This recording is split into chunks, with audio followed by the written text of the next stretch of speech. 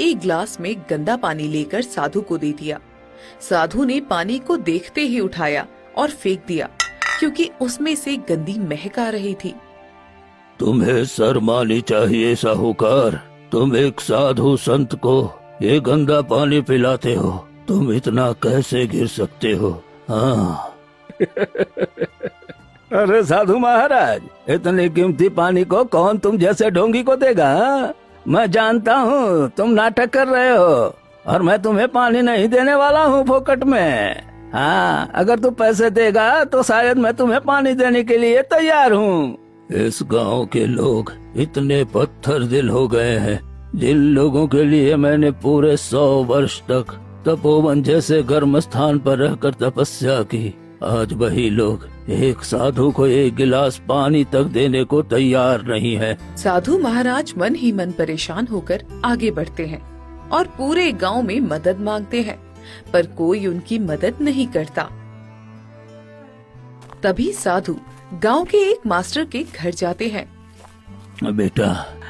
बेटा थोड़ा पानी है तो पिला दो, मुझे बहुत जोरों की प्यास लगी है।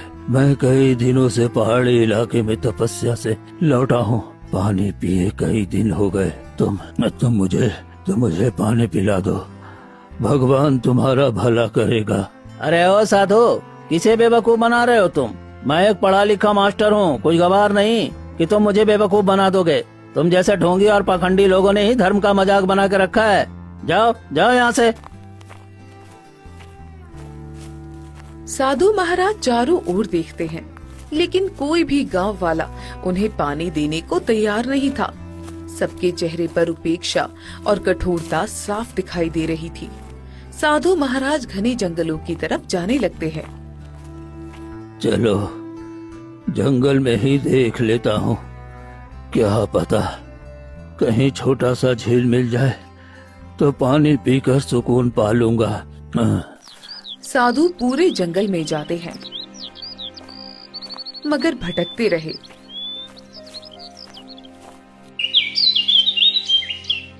इसी तरह 2 दिन बीत जाते हैं, लेकिन पानी नहीं मिलता। साधु महाराज थककर गांव के बगल में एक बड़े बरगद के पेड़ के नीचे आकर बैठ जाते हैं और पूरी तरह से कमजोर हो जाते हैं। कैसा बदल गया है ये गांव। जहाँ कभी इंसानियत थी, वहाँ आज घमंड, लालच और निर्दयता बस गई है। प्यासे को पानी तक देने वाला कोई बचा नहीं। इधर जब गांव वालों को पता चला कि साधु गांव के पवित्र जगह बरगद के पेड़ के नीचे बैठा है, तो मुखिया साहूकार से कहता है, ये साधु 2 दिन पहले हमारे गांव में पानी मांग रहा था और अभी तक हमारे गांव में बैठा है। अरे ऐसे लोगों को तो हमारे गांव से भगा देना चाहिए। हाँ मुखिया जी, तुम बिल्कुल ठीक कहते हो। अरे ये कोई ढोंगी साधु लगता है, और अगर कहीं मर गया ना तो हमारे गांव पर खामोखा साधु की लाश पड़ी रहेगी, और उसका गंदा लाश कौन फेंकेगा? हाँ? तभी गांव का मुखिया और साहूकार कुछ गांव वालों के साथ साधु के पास जाते हैं। लगता है आज तुम सबका दिल पिघल गया है, इसलिए तुम सब मुझे पानी पिलाने आए हो। अरे मैं तुम्हें पानी पिलाने नहीं आया हूँ, निकल जाओ मेरे गांव से। अरे तुम जैसे लोगों से हमारा खून खौलता है। हाँ, हम तुम्हें 1 दिन का वक्त देते हैं। कल सुबह होते होते हमारे गांव को छोड़कर चले जाना, समझ गए ना? और फिर कभी यहाँ दिखाई मत देना।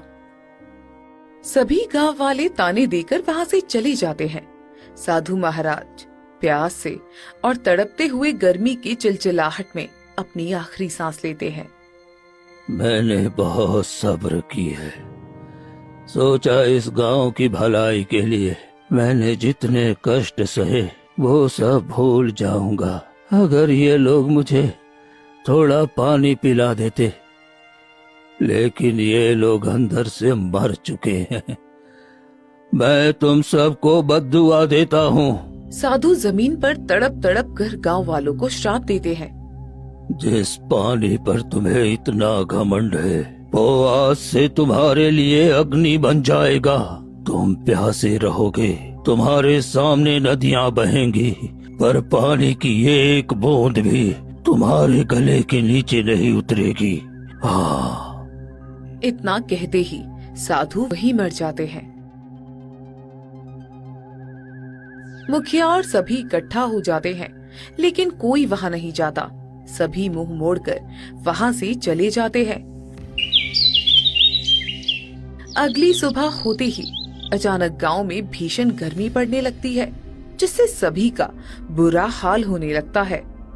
अरे ये गर्मी एक दिन में इतनी भयानक कैसे बढ़ गई? ऐसी गर्मी तो लास्ट महीने में भी नहीं होती है। सच में मुखिया जी, लगता है अब हम लोगों को अपने कुएं का पानी और हिफाजत से रखना होगा, नहीं तो ये हमारी जान ले लेगी। अगले ही दिन मुखिया और जितने भी गांव के अमीर लोग होते हैं, सभी देखते हैं कि कुआं सूख गया है, जिससे वे सभी घबरा जाते हैं। ये क्या, एक ही दिन में मेरा भला कुआं कैसे सूख गया? ये तो बहुत बड़ी घटना हो गई। अब लगता है मुझे दूसरा कुआं खुदवाना पड़ेगा। लेकिन कुछ भी हो जाए, हम लोग प्यास से तो नहीं मर सकते। हमारे पास पैसा है। चलो आज जाकर रामू को कहता हूँ, वो आकर मेरा कुआं खोद देगा। हाँ, यही ठीक रहेगा।